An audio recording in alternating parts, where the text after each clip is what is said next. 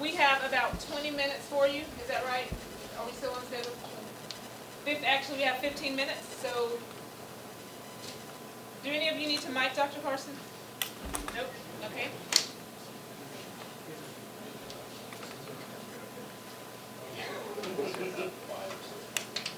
All right, very good. Delighted to be here with you today. Ready to answer any questions that anybody has. Dr. Carson, what brings you to Montgomery County to speak to this Republican? What brings me here? To speak to this particular Republican, what about them? Because there's no place greater than Montgomery County. We love it here. Have you ever been here before? No. But I have been to lots of different parts of Texas, and one of the wonderful things about Texas is there are a lot of people here who have common sense. It's one of the havens, I think, of common sense. How do you feel about your poll ratings today? Well, we're very pleased. You know, they just are continuing to rise, and that's a very good thing because it means that people are actually beginning to listen. And they're listening to actually what I'm saying as opposed to what people say that I said. Or, you know, you have some of the media, all that they can ever talk about is early on when I may have made some statements that perhaps were not very healing statements. And they say, oh yeah, you know, he's the one who said this, he's the one. But they don't listen to any of the important things that are being said. But now the people are really starting to listen. And that's what's important. And it's one of the reasons that it's good that we have an extended election process. It's not a sprint, it's a marathon. And over the course of that time, it's possible for people to actually get to know who the candidates are. What do you think about what Donald Trump is saying about you today? I don't really pay any attention to any of the infighting because I recognize that what happened is that some of the media tried to take what I said and tried to create conflict with it and goad people into a fight. I'm never going to get into the mud and sling mud. All that does is provide entertainment for people. And we have such important things to deal with in our country. Dr. Carson, during the second debate, you plan on being a little more aggressive, getting more questions sent your way. Is that something you'd like to see happen for the second debate? Well, it's not something that I have control over, obviously. If I did, I would have spoken a lot more in the first debate. But I suspect that since I'll be center stage with Donald Trump, that there probably will be more attention focused on me this time around. And I certainly hope so because I would love to have an opportunity to really talk about some important issues. Dr. Carson, you know, Texas was the site of what turned into a mini Ebola outbreak here in the United States, over in Dallas. Do you think the president handled the Ebola issue correctly here in the United States, and do you think those hospital officials did? What would you have done differently?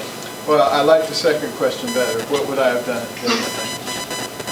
I would not have brought people back into this country who were infected with the disease. Even the Americans? Even the Americans. You know, there are hospitals already over there. We also have medical ships. We have ways of not exposing our populace to danger because it's fine to bring them over if nothing goes wrong. The problem is we don't have a guarantee that nothing will go wrong. And to have that kind of danger potentially being able to spread amongst our population, it's not a risk that I'd be willing to take. You always have to do a benefit to risk analysis. And you know, I wrote a book a while back called Take the Risk. And I recommended that you ask 4 questions. What is the best thing that happens if I do this? And what is the worst thing that happens if I do this? What is the best thing that happens if I don't do this? And what is the worst thing that happens if I don't do this? If you ask those 4 questions with respect to Ebola, you could get some pretty awful things by bringing people in here. Dr. Carson, do you have comment on the death of Deputy Harris County Deputy Goforth and the increased violence against police officers? Yes. Well, obviously that was a tremendous tragedy. And unfortunately, you know, has been an escalation of tension between some people and the police. And the unfortunate thing is that people have come to believe that the police are inherently evil and that they need to be destroyed simply because there may have been some bad apples in the police force here and there. But if people really stopped and they thought about it logically, they would say there are bad apples in every profession. You know, there are bad teachers, bad doctors, bad journalists, you know, everything. They're bad ones. So do we go out and kill the rest of them because there were some bad ones? That doesn't make any sense at all. And what we really need to do is to be able to sit down and discuss what the grievances are. And tomorrow I'll actually be in Ferguson, you know, talking with people on both sides and, you know, listening, because a lot of what you have to do is listen. So you can actually come up with solutions. And what I always recommend is that the two sides sit down and have meaningful discussions. What we've gotten in the habit of doing in this country is getting in our respective corners and then firing hand grenades at each other. Nobody's listening. You know, they're just waiting for their opportunity to lob their hand grenade. And that's not working for us, and that's why there's so much division in our country. And I do believe that it threatens us every bit as much as global jihadists. Yes?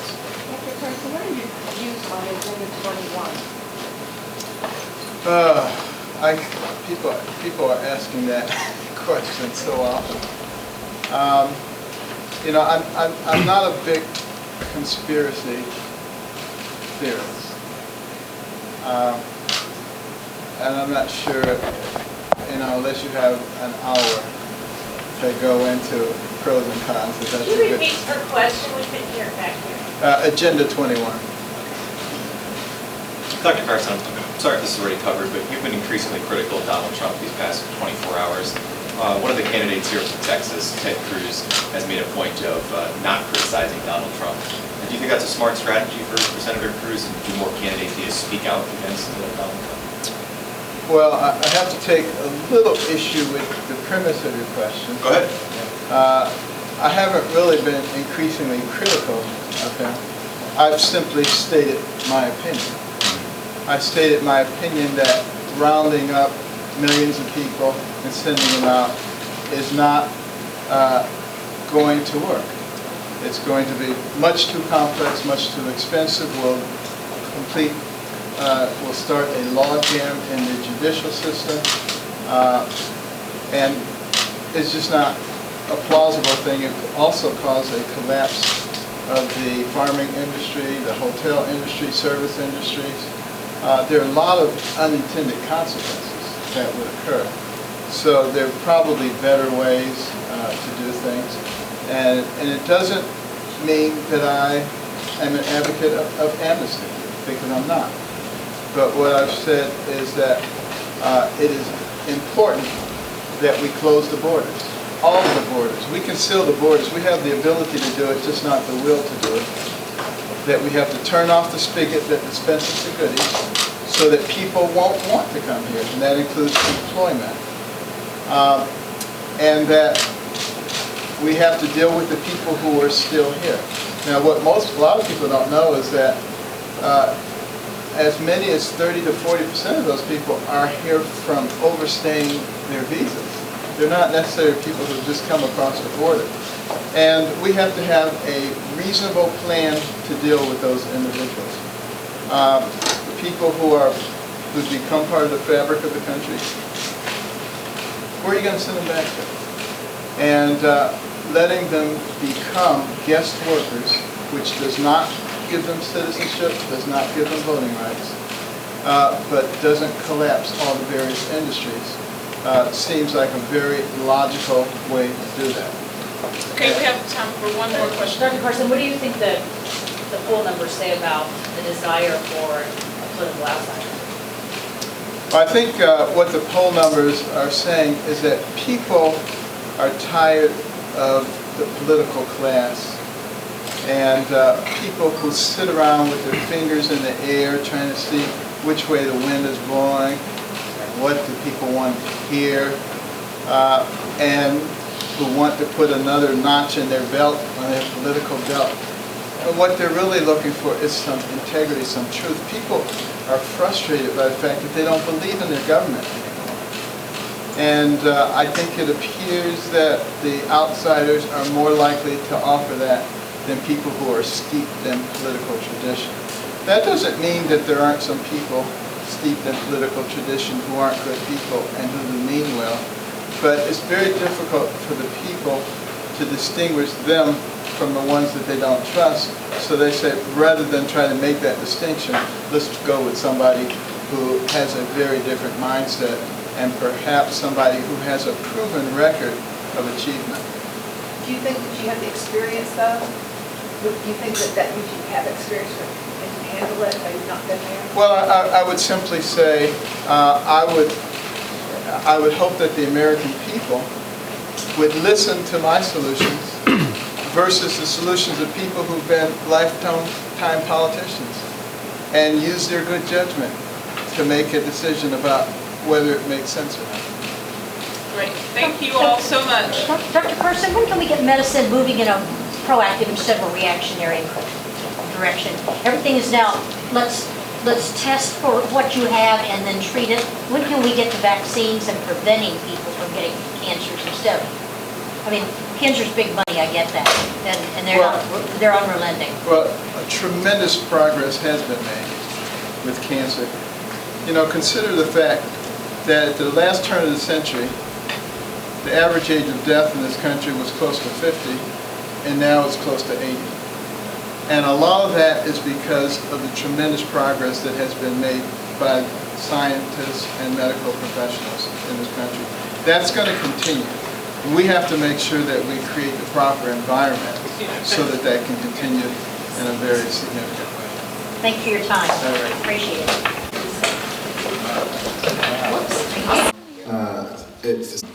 So the same kinds of things that work in normal everyday life would also work very well in Washington, D.C.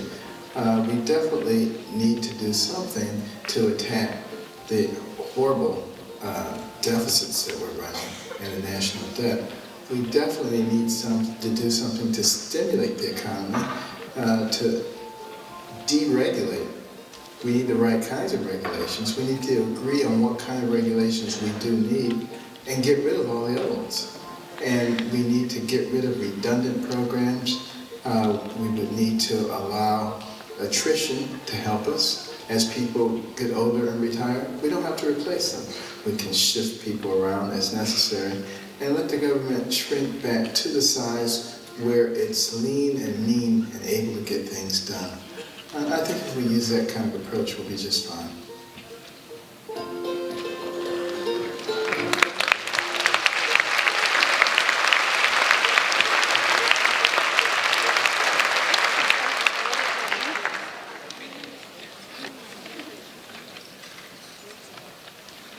Okay, now, I'm Dr. Wally Wilkinson. I'm the Republican County Chairman for Montgomery County, the most Republican county in the most Republican state.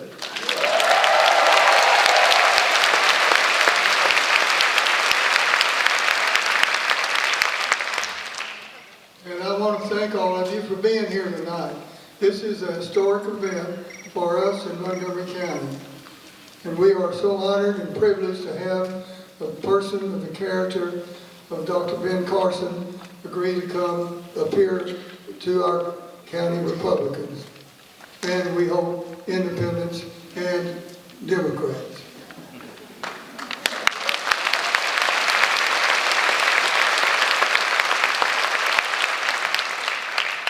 I wanted to mention to you that before you leave tonight, on the cafeteria floor, there's a table there which a young lady is selling books written by Dr. Carson. And if you haven't read any of his books, this would be a good opportunity for you to get one copy and read it. Over the last 2 or 3 weeks, it has been remarkable, some of the stories that I've heard. And some of the most common ones, and the most compelling stories, have come from grandparents. And they want their grandchild or grandchildren to meet Dr. Carson because they have something in common, and that is they were raised by a single parent, a mother. And when I hear that, it just really almost makes you want to cry when you think about it, because for some one person to be able to affect other persons, certainly children's lives, are really something remarkable in this day and time. So we're indeed grateful and lucky to have Dr. Carson here. I think before the evening is over, you will get an opportunity to make up your mind about him as far as being a president. I want to say to you, and I know most of you people here know, that the Montgomery County Republican Party does not endorse any candidates in the primary. But our leadership made the decision months ago that we were going to invite as many of the Republican primary candidates for president to come to Montgomery County, and that was before we had 17. But some of them were willing to listen. Some, thanked us and said, check with us later. But Dr. Carson was one that expressed an interest, and we followed through on that. And we have another candidate waiting in the background, we think, that sometime possibly in November we'll have another Republican primary candidate visit Montgomery County. We deserve to have these candidates here. I tell them all the time, if you want to come talk to Republicans, you need to come to Montgomery County.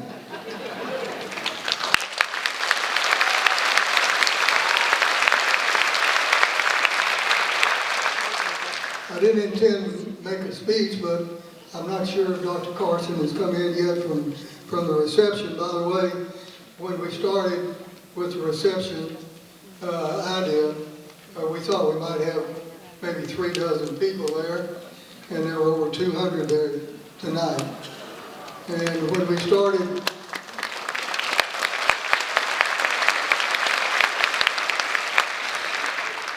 when we started with the auditorium, I said, how many does it seat? They said, we think 1,000. And I thought, well, I hope we can put 500 or 600 in there. And of course, my helpers are a lot more optimistic sometimes than I am. But once we begin to start, it's amazing the response. And finally, I said to the principal, are you sure there are 1,000 seats? And he said, I think there are.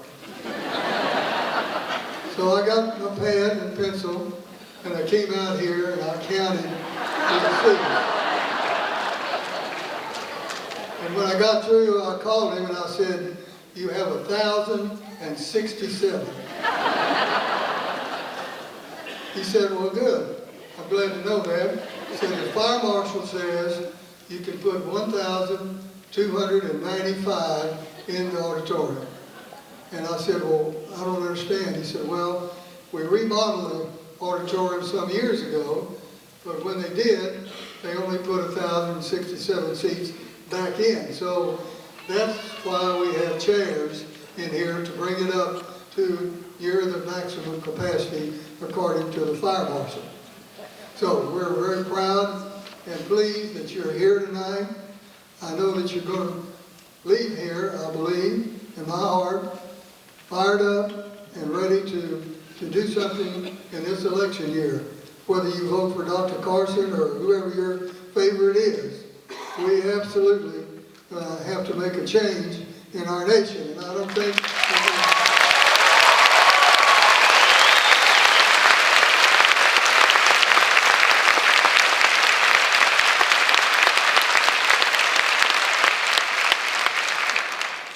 Well, he's here, so you don't have to listen. You don't have to listen to me anymore, except for one last thing I want to say. This would not have been possible without all of our volunteers. And I want to thank Melinda Fredericks, Dorothy Woodall, Karen Darcy Pollock, and Carol Steedoff, and over 70 volunteers that helped put this together tonight.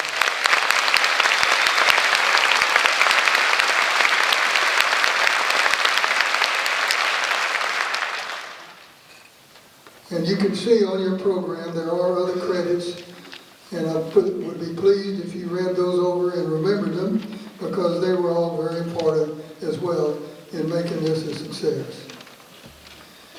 At this time, I'm going to call on the Conroe High School ROTC to present the colors.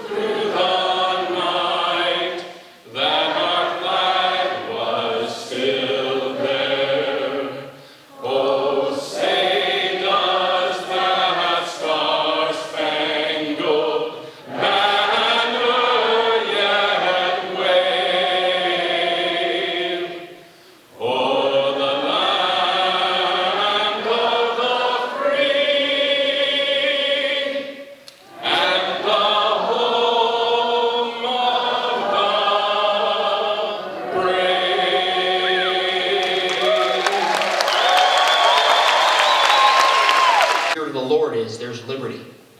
Our nation was founded on liberty. Shall we pray? Holy and mighty God, we thank you, Lord, for the blessing of living in the greatest nation, in the greatest state, in the greatest county. We're so thankful, God, that we can call upon that name that's above every other. Throughout the history of our nation, as a nation, we've had to call on that name in times of war, times of attack, times of distress. Your word declares, if your people, which are called by your name, will humble themselves and pray and seek your face and turn from their wickedness, that you'll heal their land. Our land needs healing tonight, Lord. We're thankful, God, for men and women of faith that are willing to stand up. We're thankful for Dr. Carson and his stance, and he's not ashamed to declare his faith and to live his faith. We're thankful that God, as a nation, we've got to get back to servant leadership. We've got to get back to electing those that are not ashamed, that understand that our nation was founded on faith, family, and freedom. Help us, oh God, we pray. Bless this nation. Bless Dr. Carson as he travels, and bless everyone that is here, Lord. But Lord, most of all, let the renewal of liberty where your spirit is spread throughout this land. And let us stand up and declare that the salvation of this nation comes from you and you alone. We thank you for all these things, and that we can call upon that name that's above every other, the name of Jesus Christ, our Lord and Savior. And all God's people said, Amen. Thank you, Wayne. You may be seated. Tonight we have a special recognition of a young man who's excelled, in 15 award winner from Montgomery High School, Jared Howard, and his parents Jackie and Robert Howard are with us here on the stage tonight. Would you please give them a big hand? Stand up, please.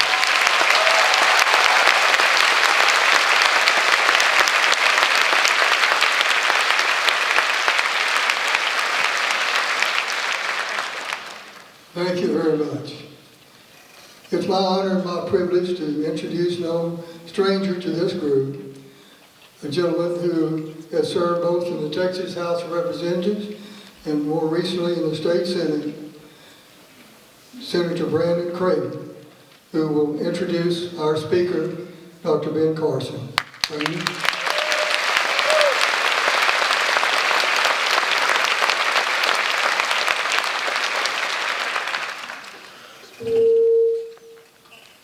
Okay, it's great to be with all of you tonight. Certainly is just inspiring to see everyone here staking a claim in the future of this great nation, right? Yeah. And I know Dr. Carson and Candy would agree that the most important people in this room to turn this nation around are yourselves.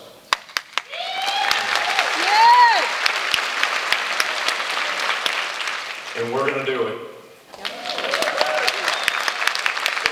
So normally I don't go right off the biography, but this remarkable guest and speaker that we have tonight with us, it's too important not to share some of these highlights on his very distinguished background. Dr. Carson became the chief of pediatric neurosurgery at Johns Hopkins Hospital in 1984 at the age of 33, making him the youngest major division director in the hospital's history. And this would only be one of a long list of outstanding firsts for Dr. Carson. Born to a single mother, Dr. Carson was raised in dire poverty, and the love of reading changed the course of his life forever.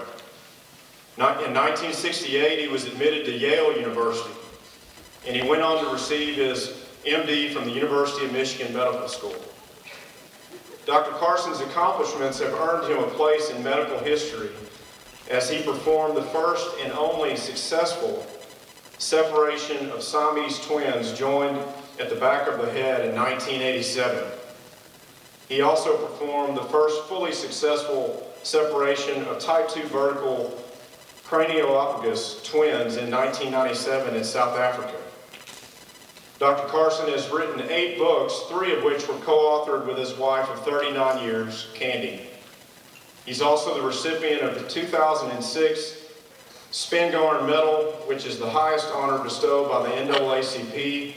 In June of 2008, he was awarded the Presidential Medal of Freedom, which you know is the highest civilian honor in the land. Dr. Carson was recognized in 2008 by U.S. News Media Group and Harvard Center for Public Leadership as one of America's best leaders, and he served for many years on the board of directors for Kellogg and Costco, not only distinguished in medicine, but also in business.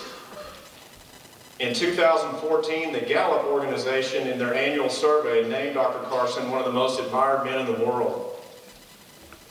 He and his wife are co-founders, as Dr. Wally mentioned, of the Carson Scholars Fund, which recognizes young people of all backgrounds and humanitarian accomplishments for their exceptional academic leadership and accomplishment.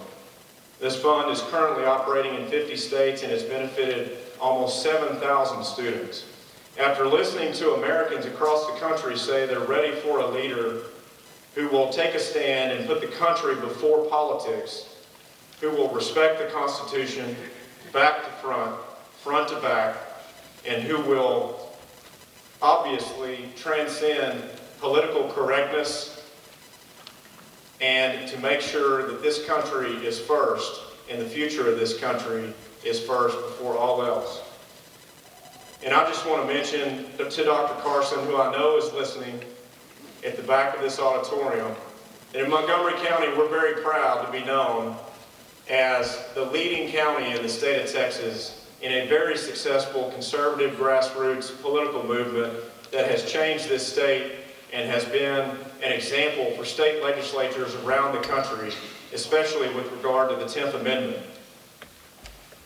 And that we want, at being the pulse and the heartbeat of this state, we want on March 1st, when the Texas primary comes to a close and our next Republican primary candidate is chosen, we want to ignite the pulse and the heartbeat of the rest of this nation in turning around from the current administration so many failed policies that we all believe have hurt this country. And so your belief in defending life, your strong faith, your belief in defending the Constitution, your message on the importance of uniting this nation once again, your intellect, your substance, your straight talk that transcends political correctness as mentioned before. We just want to thank you for that. We want to thank you and Candy for offering yourselves for public service, for the highest office in the land, and for caring so much about this great nation. And with that, I would like to ask everyone to welcome this remarkable individual to stand and applaud and wave your flags for Dr. James Carson.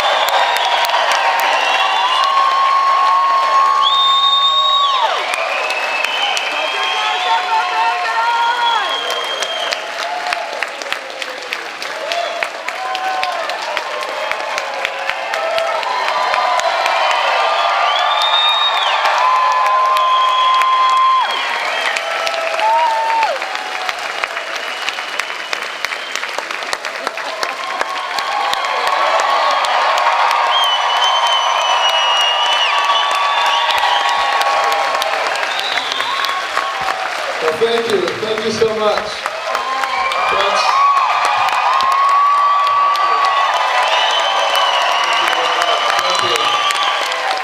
Thank you. That's what I call a Texas welcome. Thank you.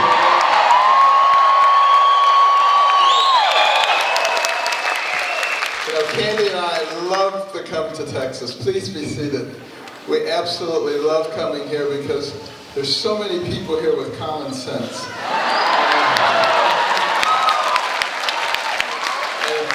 And I can't say that about every place, but hopefully pretty soon we will be able to say it about every place in this country because I think we can bring it back.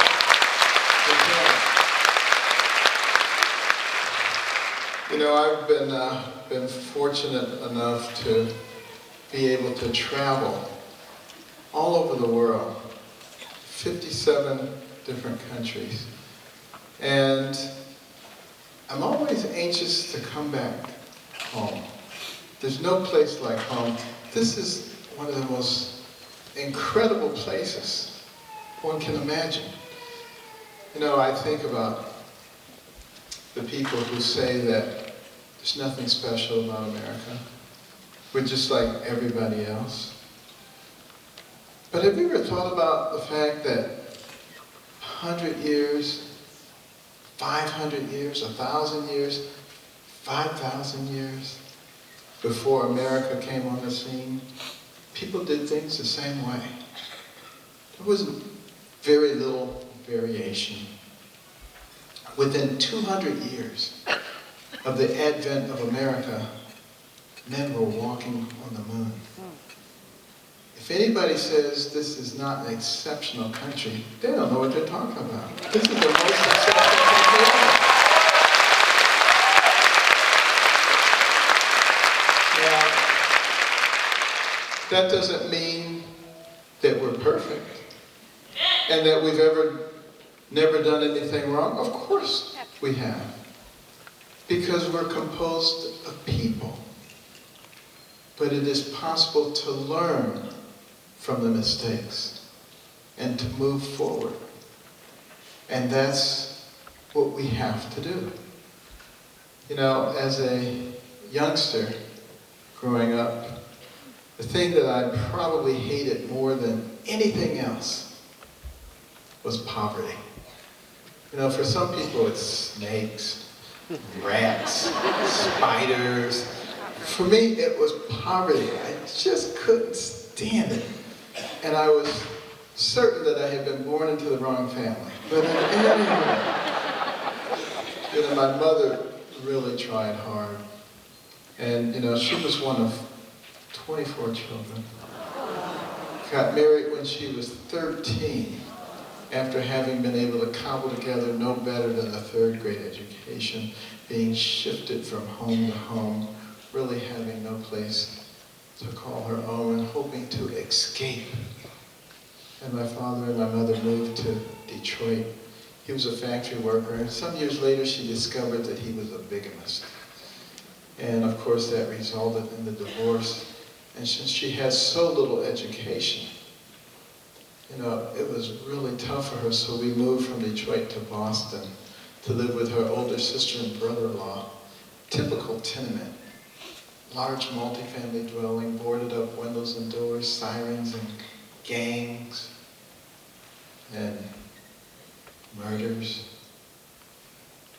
But the thing that impressed me the most were the roaches. They had large, aggressive roaches. You know, the more upscale areas, they call them water bugs, but we knew what they were. And, you know, not only would these things crawl on your table, they would crawl in your cereal box. So if you were eating Raisin Bran, you had to know what those brown things were. I shouldn't talk about that after spending all those years on the Kellogg board. But, and then the rats, the water rats. I mean, these things, the first time I saw one, I thought it was a dog. I mean, these things could jump like 5 feet straight up in the air. We were terrified. And while my mother was out working so very hard, 2, 3 jobs at a time, leaving at 5 in the morning, getting back after midnight. We would be going to school, just not accomplishing much of anything. Her goal was somehow to be able to get out of Boston and back to Detroit and to be independent. But you know, she worked so hard, and she scrimped, and she saved. She would drive a car until it wouldn't make a sound. And then she would scrape together all of her change and go out and buy a new car. And people would say, how can that woman afford a new car? But she had the philosophy, she said, I'm not buying somebody else's trouble. And if you buy a used car, if you don't know what you're doing, you're just buying somebody else's trouble, because if it was good, they still have it. So, you know, and it was something that served her well. And she would go to the Goodwill and buy a pair of trousers with a big hole in the knee. And that was back before that was fashionable. And then she would buy patches and put it on either knee, and people would be saying, where'd you get that? And we would go out to the farms on a Sunday morning. She would knock on the farmer's door and say, can we pick 4 bushels of your apples, corn, beans, grapes? 3 for you and 1 for us. They always liked that deal. And then she would take it home and can it and just stretch things out. And I am convinced that if my mother, with her 3rd grade education, was Secretary of Treasury, we would not be in a deficit situation.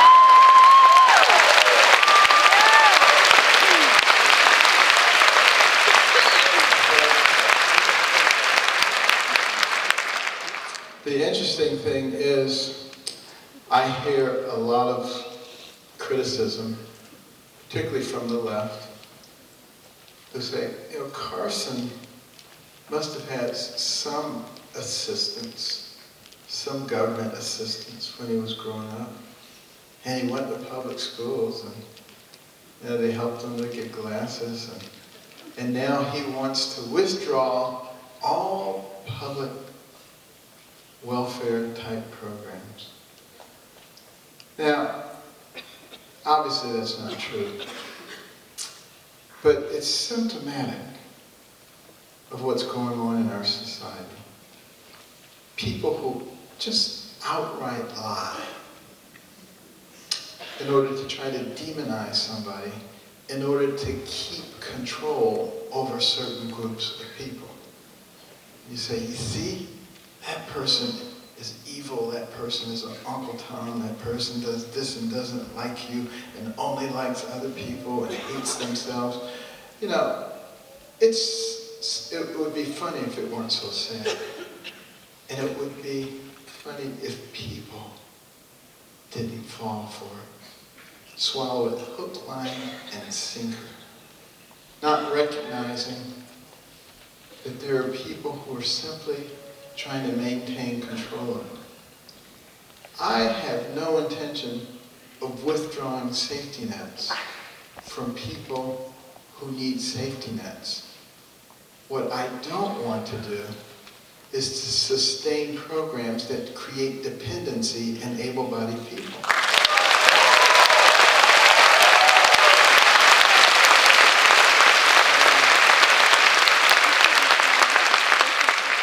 You know, that is not true compassion, to pat somebody on the head and say, there, you poor little thing, I'm going to take care of all your needs.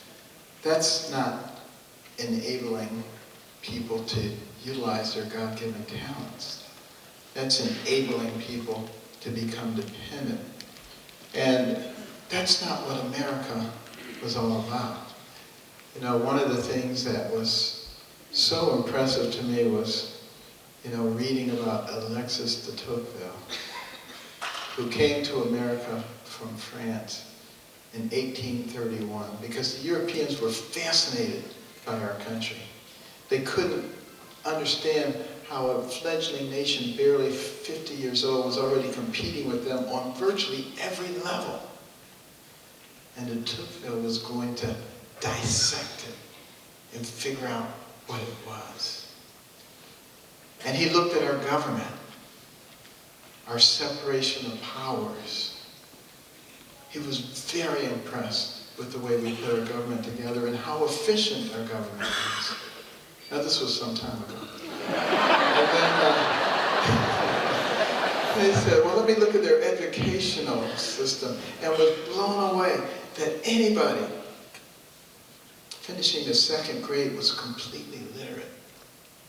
He could find a mountain man, and the guy could read the newspaper, could tell him how the government worked, could have an intelligent conversation. Only the aristocracy in Europe could do that.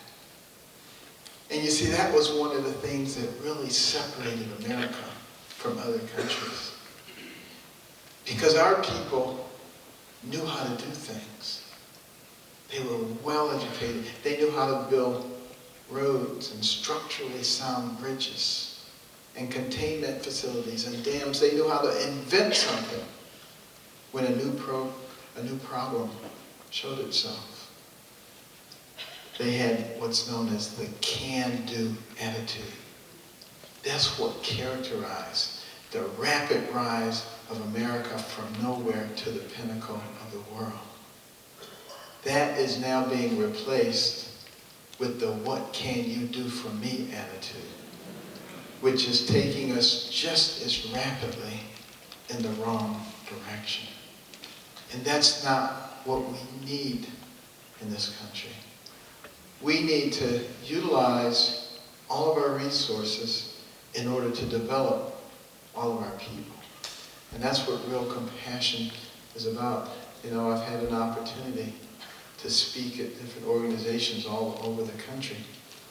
And I've been so impressed with some of the programs, like the mentorship programs, where people voluntarily take kids in the inner city who are just moving in the wrong direction and sort of introduce them to another way of life, bring them into their families, not officially, but unofficially, And by showing that interest and developing those relationships, you know, in some of our cities like Denver, where almost half of the kids don't graduate from public school, the kids enrolled in that program, almost all of them graduate and go on and become productive citizens.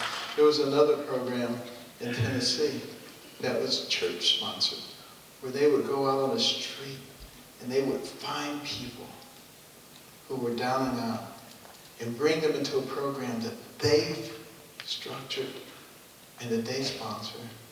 Give them new clothes, put them through a 13-week program, teach them the ins and outs of the job market and how to be responsible and how to hold a job, help them find a job, talk to their employers.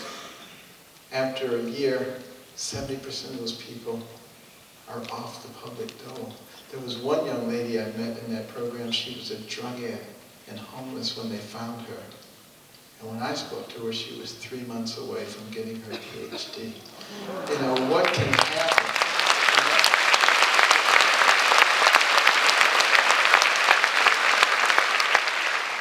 What can happen when people are willing to invest in other people?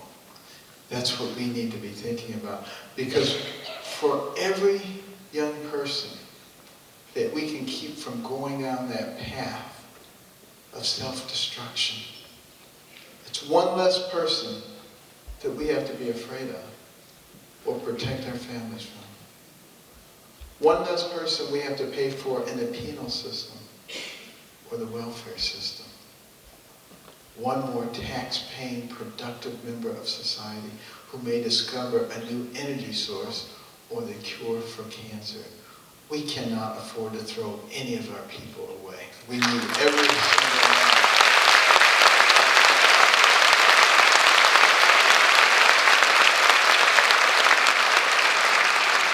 Well, you know, my mother's goal was to get us back to Detroit, and after a couple of years we were able to get back there. Still in a multi-family dwelling in a dilapidated area with significant wildlife, but nevertheless, you know, she was independent, and I was in the 5th grade. I was a horrible student, perhaps the worst you've ever seen. I thought I was stupid. Everybody else thought I was stupid. And, you know, they used to just say these horrible things about me, and I really hated it, but I tried to act like I wasn't paying any attention. But I was good at one thing, and that was getting other people kicked out of class. And that was my revenge. That's how, because I would study my classmates, I would figure out what made them really, really angry. And then I would just irritate them and irritate them until they were about to explode. But I would never push the last button to make them explode until we were in class and the teacher was nearby. And then I would do it, they would explode, the teacher would kick them out, I would say, yeah, this is great. Because I wouldn't be the only person who didn't learn anything that day. Well, there was this one girl in class. Now you all know this girl. Her name, Miss Goody Two-Shoes. Some of you were her, I'm sure. Everything pristine, perfect, on time, and everybody else looked like a total jerk. I said, wouldn't it be great to get her kicked out of class? There was only one problem. She was cool, calm, collected. You could not get under her skin. But I was persistent. I studied her. I finally figured out what it was that got under her skin. And we went back in the classroom, and lo and behold, she sat right down in the seat in front of me. And I said, the Lord is good. And as the teacher approached, I started irritating her.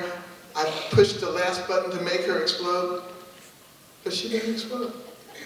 She just quietly turned around and said, you and me on the playground at recess.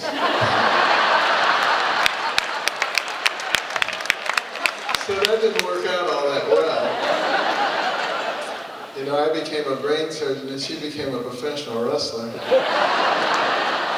But I did stop bothering people after that. But you know, the kind of student that I was really reminds me of so many people that I see today who don't put the requisite time and effort into learning and into becoming informed. Our founders, and particularly Jefferson and Franklin, emphasized the importance of a well-educated and informed populace. And they said that our system is based upon a well-informed and educated populace, and if they ever became other than that, the nature of our country would change. Why?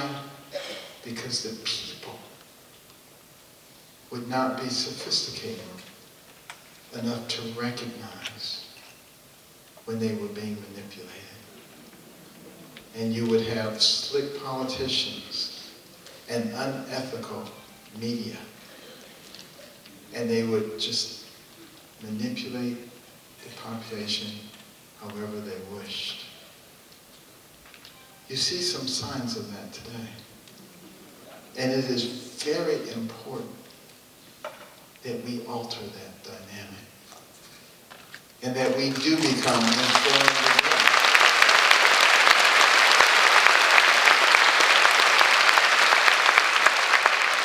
Because that's what will save us.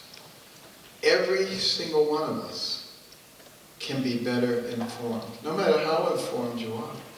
And in fact, promise yourself you're going to do this. Starting tomorrow, spend 1/2 hour every day learning something new. Learning something that you didn't know. I guarantee you, in a year's time, people who haven't seen you in a year, they'll think you were possessed. They'll say, who are you? They won't even recognize you. But you will be such a different person with so much more analytical ability, and you'll be a very difficult person to manipulate. And we owe that to ourselves. We owe that to those who are coming behind us, to be well informed so that we can make good decisions. You know, my mother understood the importance of that education. And my brother and I were horrible students, and she prayed to God that somehow He would help her to understand what to do to get her sons to understand the importance of intellectual development. And you know what? God gave her the wisdom. At least in her opinion. My brother and I didn't think it was that wise. Turning off the TV, what kind of wisdom is that? You know, as far as we were concerned, it was child abuse. And then to add insult to injury, she made us read 2 books apiece from the Detroit Public Library and submit to her written book reports, which she couldn't read, but we didn't know that. And she would put check marks.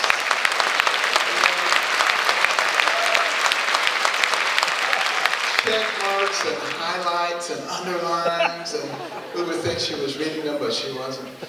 And I was particularly disgusted because my friends were all outside playing there. I was stuck in the house reading books.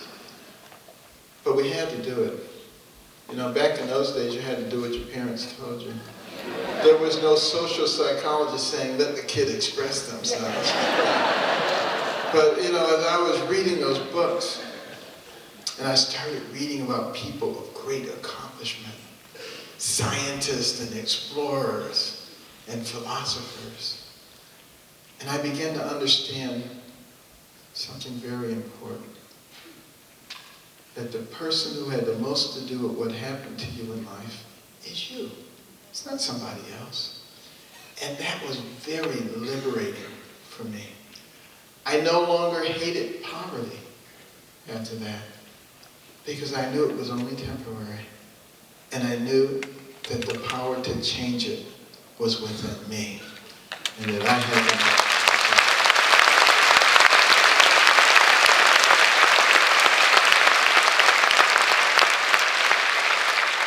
And it's so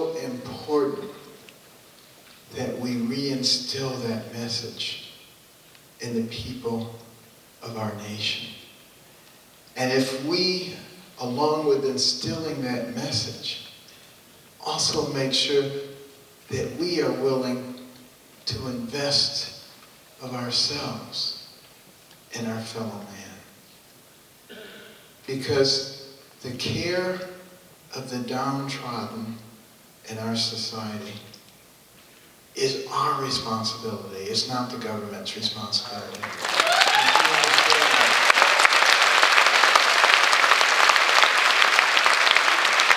And we can do it much better than the government does. You know, the government's been trying. They've tried. You know, it started in the 60s with the Great Society and the War on Poverty. And since that time, we've spent $19 trillion trying to eliminate poverty. But have we succeeded? We have 10 times more people on food stamps, more people on welfare, more broken families, out of wedlock births, crime, incarcerations. Everything that was supposed to be better is not only worse, it's much worse. And that's because the government doesn't do a good job when doing that kind of thing. What would happen if we had a government that understood that and instead tried to facilitate relationships between private sector groups so that we could maximize and synergize those efforts? Because I believe, for instance, we look at our inner cities and we see that so many babies are born out of wedlock. And usually that woman's education ends, and that baby is at least 4 times more likely to grow up in poverty.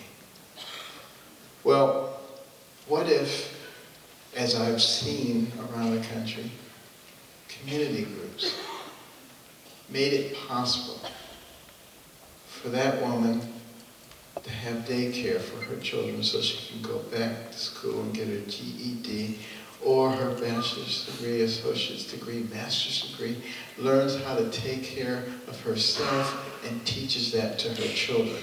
That's how you break those cycles of poverty.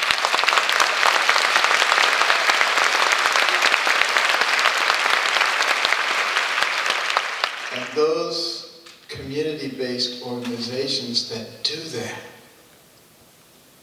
frequently will teach those young women the kinds of values that will keep them from continuing that lifestyle, that will teach them that they do have value in and of themselves, and that they shouldn't just go and throw themselves at some irresponsible guy who isn't going to help them take care of that baby.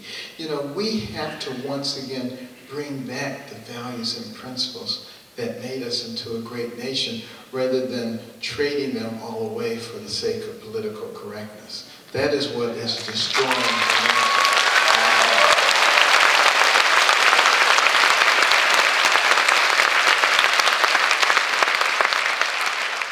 Now, you may have noticed that I'm not politically correct. I do not like political correctness. I think it is destroying our nation. And there were a lot of people who fought for our freedom of speech and our freedom of expression, who died for it. And they would roll over in their graves if they could see how easily we allow the PC police to take control. That's why they don't like me, because I don't pay attention to them. They're a bunch of jerks as far as I'm concerned.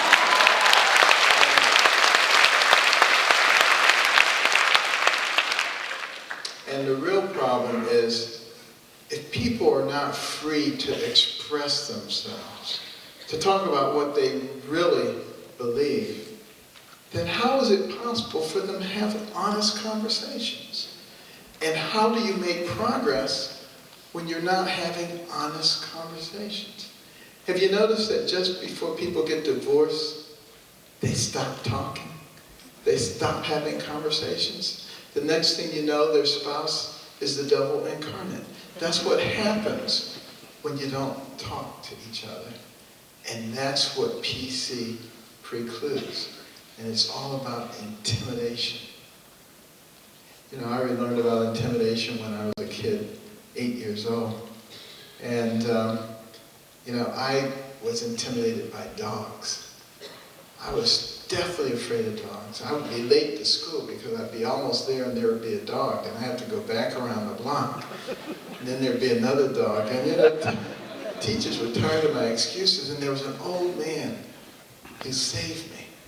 He said, dogs will not bother you if you're not afraid of them. Just don't let them know that you're afraid. And I said, are you sure about this?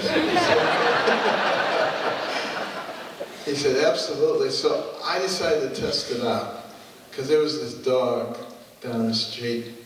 His name was Rusty, and he was vicious, and nobody liked to go down that end of the street. I said, I'm going to go down there. So I walked down there, and just kind of strutting all confident. And Rusty saw me. He couldn't believe his eyes. He started licking his chops. He came running out there, barking and snarling, ran right up to my leg. I said, this is a mistake. But he just sniffed it, went back to the porch. The next day when I came, he just barked from the porch. The day after that, he just looked at me. The day after that, he didn't even bother to look at me because it wasn't worth his while, because I wasn't demonstrating that I was afraid. And you know, that's what we in America have to do. We have to stop being afraid. We have to stand up for what we believe.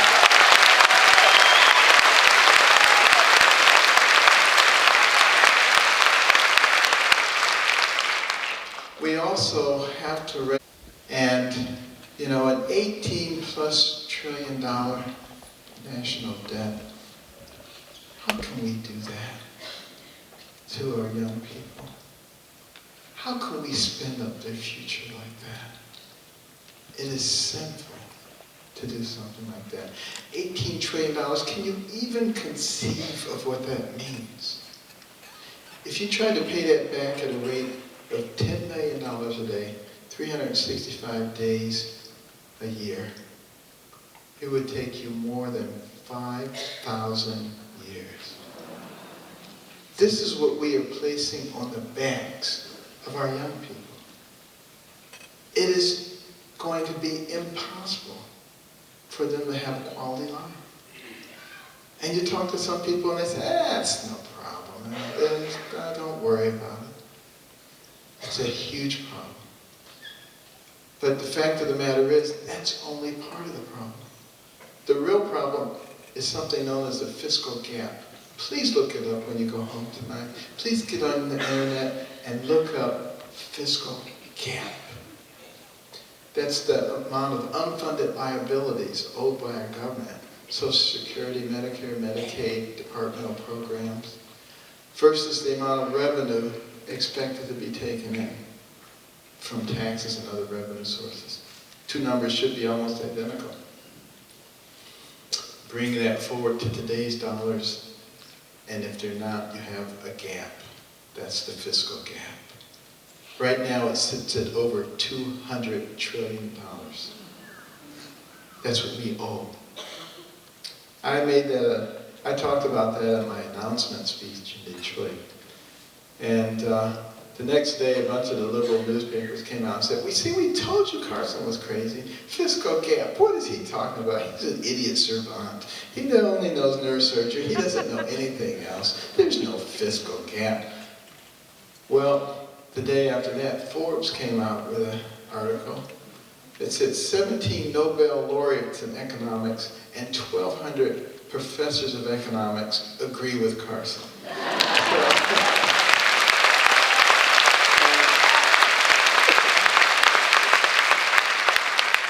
You know, the fact of the matter is, traditional politicians will not talk to you about the fiscal gap because it's too frightening, and they want to be re-elected. But I'm not a politician, so I will talk about it. I can talk about it.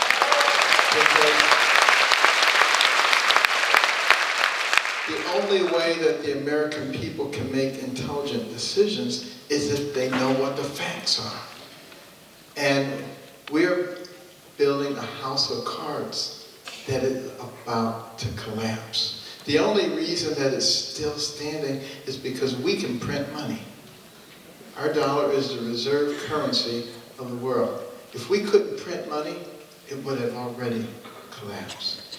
And the ability to print money comes with the title of reserve currency, which usually goes with the #1 economy in the world, which we were from the 1870s until last year, when China became the #1 economy. There may be a limited amount of time. There are many in the world already who don't think we should be the reserve currency. We have a grace period.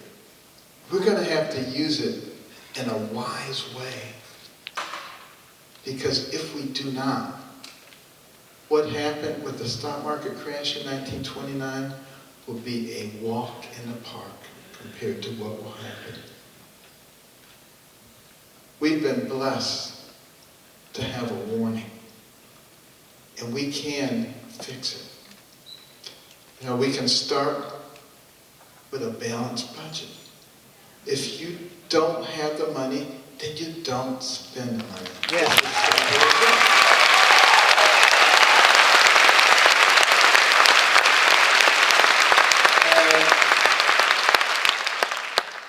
You know, if I were in charge of this nation and I was trying to destroy it, do you know what I would do? I would try to drive wedges between the people. I would create all kind of wars, like a war on women, and race wars, and income wars, and religious wars, and age wars. I would have everybody at each other's throats. I would have the Republicans think that the Democrats were demons, and the Democrats think the Republicans were demons. And then I would drive the debt through the ceiling. I would do everything I could to increase the debt. You know, I would be bringing in people from other countries and giving them all kinds of benefits. And I would be encouraging the people in this country to get on food stamps. And I'd be giving people free telephones. And I would be telling people, you know,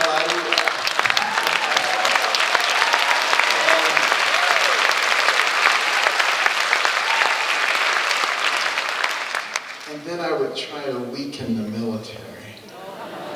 I would have a Navy that was at its smallest size since 1917, an Air Force at its smallest size since 1940. I would have a sequester going on so that it would cut the heart out of the personnel. I would treat our veterans in the most abominable way so that we have 22 to 23 veterans committing suicide every single day because they're so frustrated with the way that we're taking care of them. And, you know, I would have the morale of the military going down while our enemies, the global jihadists, were growing and threatening to destroy us and to destroy our way of life. That's what I would do if I were trying to destroy this nation. Any appearance of what is actually going on is purely coincidental.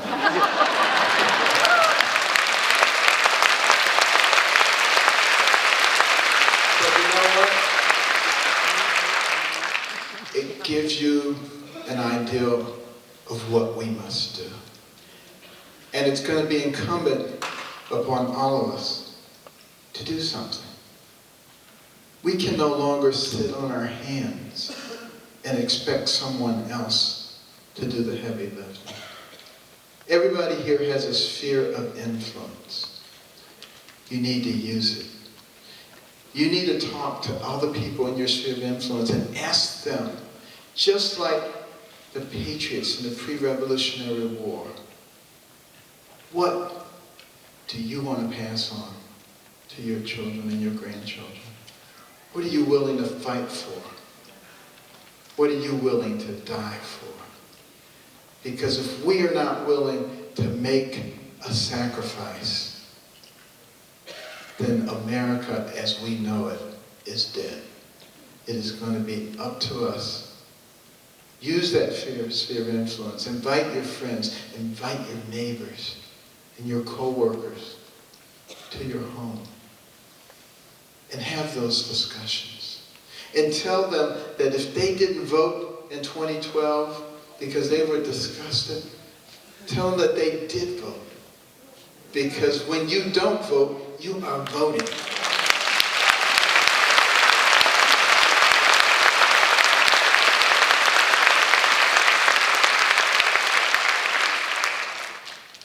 And your grandma, who's an invalid in a nursing home, make sure she has an absentee ballot and help her fill it out.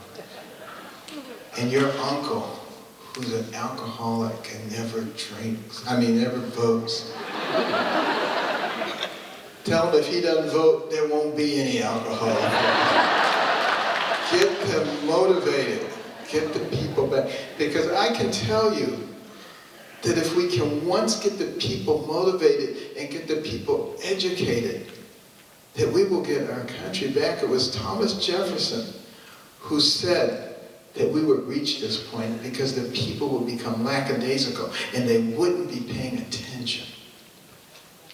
And the government would grow and insinuate itself into every aspect of our lives. But just before we turned into something else, he said the people would awaken and they would recognize what was going on and they would rise up and they would take control. And I say that right now is that time.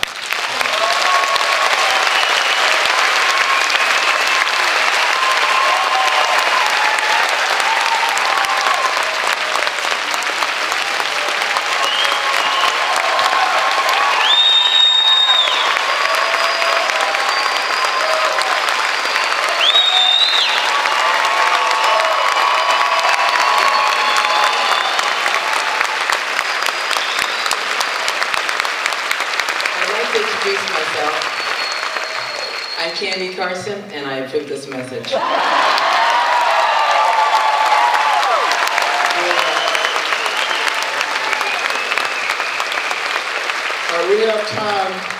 We have time for a few questions.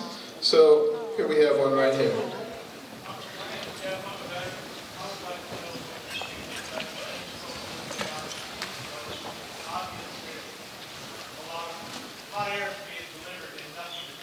Absolutely. All right. Well, his name is Jeff. He's a veteran. He wants to know about my stance on the VA, on veterans. He says he doesn't even go to the VA anymore. Well, you know, first of all, thank you for your service.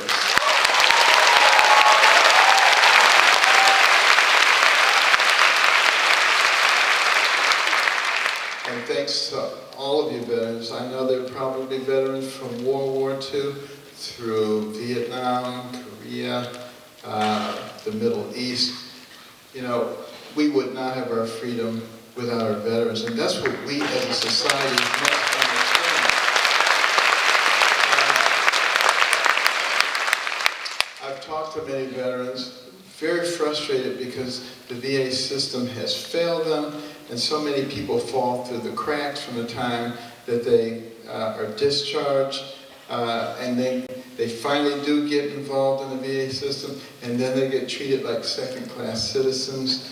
And what I have advocated is that when a person enlists in the military, that very day, that's when the support starts for that individual, all the way through combat, all the way to the time they get home. It's frequently too late by the time they get discharged and we've diagnosed them with all these problems. Let's do a little preventive medicine here. And then I think they should all have health savings accounts which we subsidize, and they should be able to go to any hospital and any clinic, and we should be able to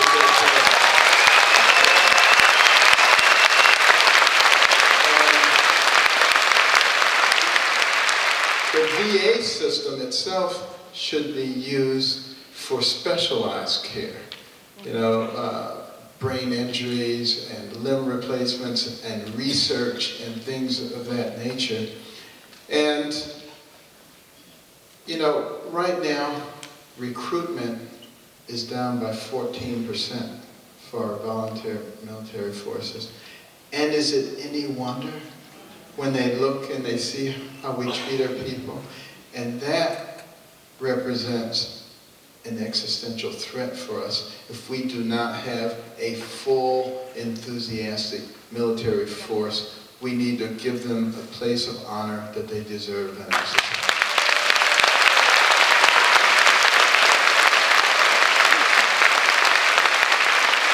Okay. Another question. Yes. Yeah. How would I specifically deal with ISIS? Good question. It's not just ISIS, it's the global jihadists who have made it their mission to destroy us and our way of life.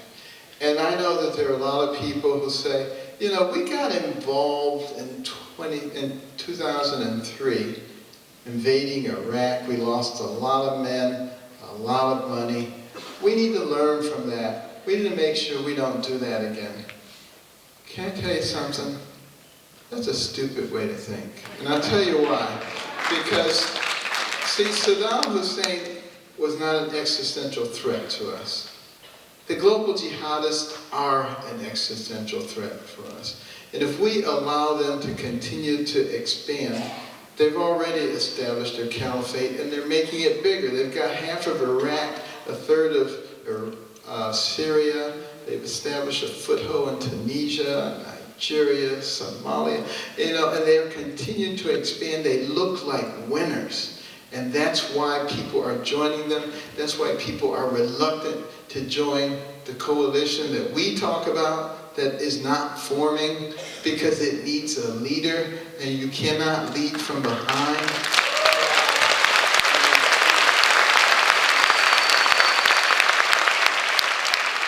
So the short answer to your question is, I would use every resource, including financial resources, offensive and defensive military resources, covert and overt activities. I would use everything possible, not to contain them, but to destroy them before they destroy us.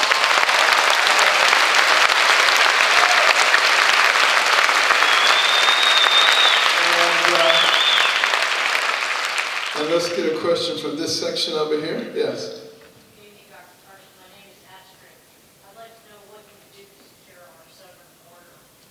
Okay, good question. What would I do to secure our southern border? This is a very good question, because, you know, Candy and I were down on the border in Arizona a few weeks ago, and I was appalled at how little security there was. I mean, did they have a fence? Yes. But it was the kind of fence when I was a kid that we would just routinely go over, hardly slow us down at all. There was one area where they had cut a big hole in the fence, and they repaired it with, you know, a few strands of barbed wire across there. Well, many of the cameramen who were with us, who were filming our visit, they wanted to film us from the Mexican side. So they just went right through that area. You know? And they were not athletic people, you know, with all their equipment so that they could film. You know, it's ridiculous. There weren't any border guards. Now, we did meet some border guards about 75 miles in. But you don't need border guards. They didn't need border guards at the border. And, you know, it's really, really problematic.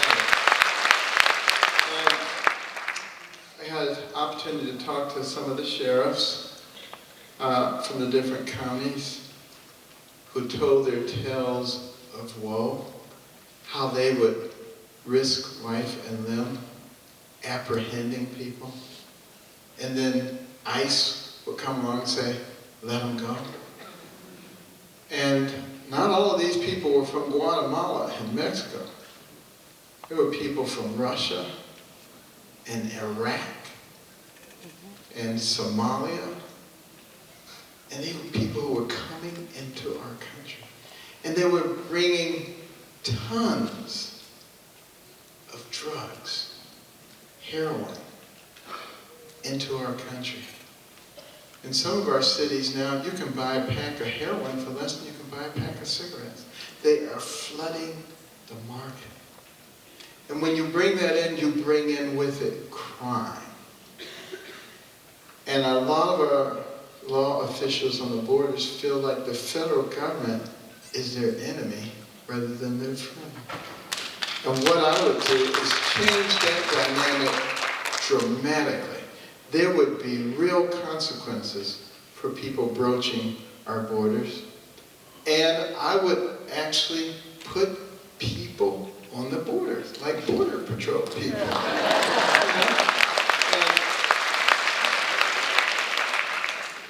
Whether we use a wall or a fence, it is not enough by itself. You have to have it manned. You can use drones, give you early warning system. And, you know, I found it amusing when I was down there and I was talking to the press corps and I mentioned drones and their various uses and I said, the key use for drones is surveillance. And I said, some of you are going to be saying, I said to take drones and to kill people with them. I know you will, because that's the kind of people you will. Do you know what? That's exactly what they do. I mean, that's how dishonest our media is. And they're a significant part of the problem.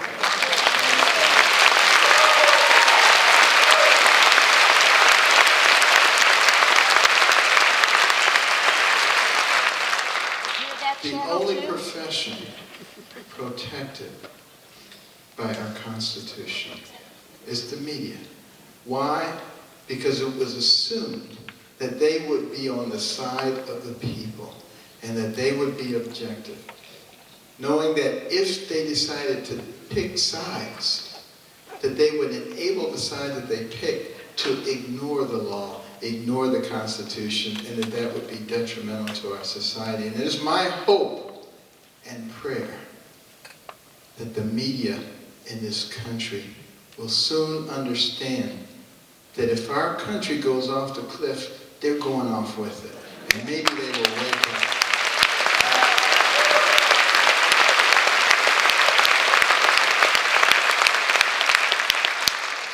Bottom line is we do have the ability to secure the border. Not just the southern border, but all of our borders, because it is not just people from Mexico and Guatemala. It is global jihadists who are infiltrating our country, and we need to have an airtight system to keep people out. We can do that. And then we have to cut off the goodies. If there are no goodies, they won't come. That includes jobs. Okay?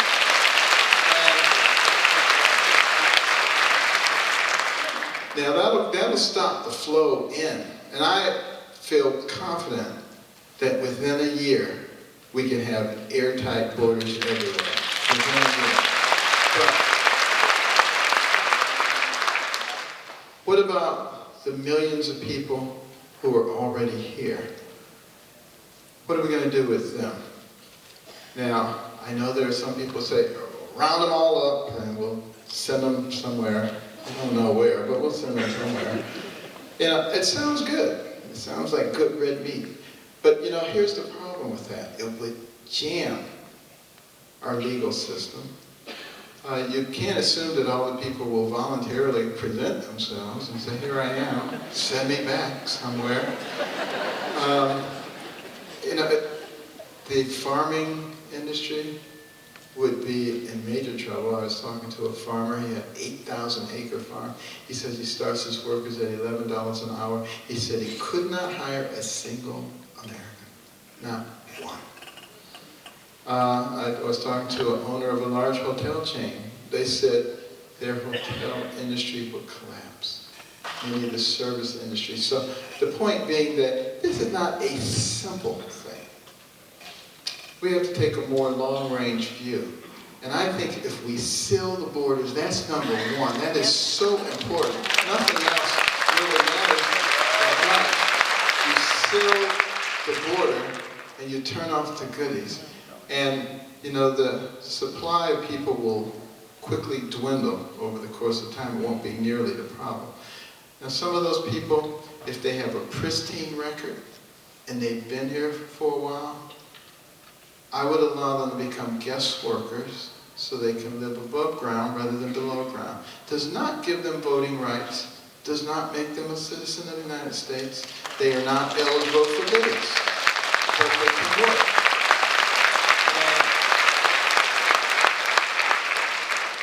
And we will set the criteria for anybody that we want to become an American citizen. Also recognize that 30 to 40% of the people who would still be here are not people who came across the southern border.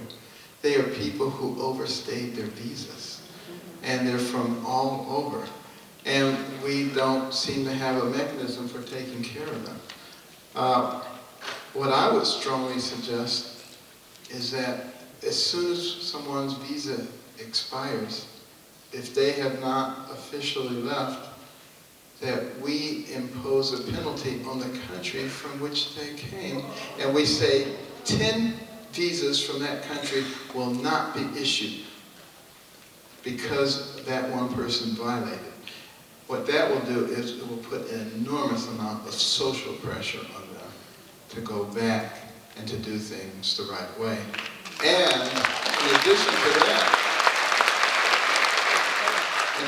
to that, when they violate their visa, they become criminals. And they are treated as criminals, and they will never be able to gain American citizenship, and they will never be able to visit our country again.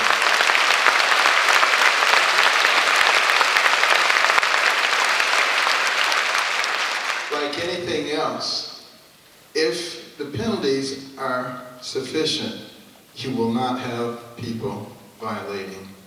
And it's as simple as that. So those are the kinds of things I would do. Also, you know, I'm not a heartless person by any stretch of the imagination, completely the opposite, but I am a pragmatic person. And I do feel for the people. I wish we could take care of everybody in the world. But you know, it's sort of like you're in a lifeboat, and it has a capacity of 50 people, and 50 people are in there, and there's still 10 people in the water. And you say, well, let's, oh my, what are we going to, yeah, let's take the 10, and then everybody drowns. You know, that doesn't make sense. It's a hard decision, but it has to be made. However, I will say this. You know, in Cameroon right now, there are American companies that are developing millions of acres of incredibly fertile ground, getting enormous crops, making tremendous profits. In the process, developing the infrastructure of that country, helping people to understand the ag business, providing jobs. So it's a win-win situation, and it is not costing our federal government one penny. Those are the kinds of things that we could do in Central America and in South America so that they don't feel that they have to come here. That's what will make friends for us. That's the kind of foreign policy that makes sense. It doesn't make sense for us to borrow money from China, pay interest on it, and give it as foreign aids to Pakistan.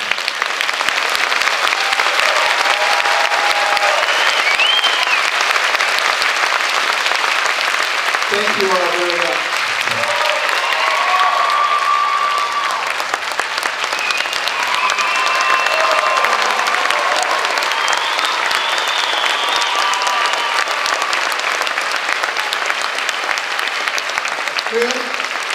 Chris Andre and Kristen, come up here a moment. We have a presentation that we want to make to you, Dr. Carson, and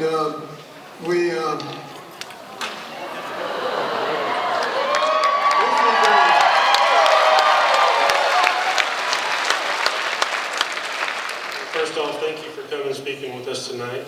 And on behalf of Captain's Boot City here in Conroe, my wife and I, the Hargrave family, would like to present this cowboy hat to you. Welcome to Texas.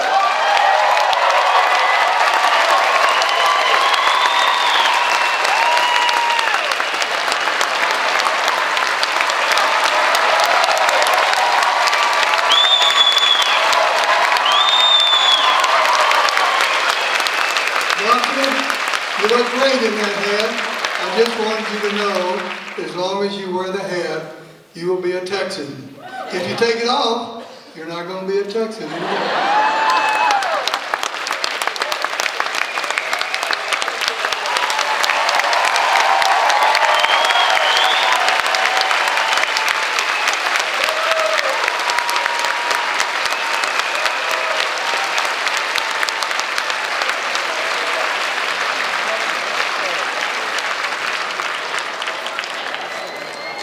Well, after that speech, I can tell you it was well worth all the work and everything that we did to make this possible.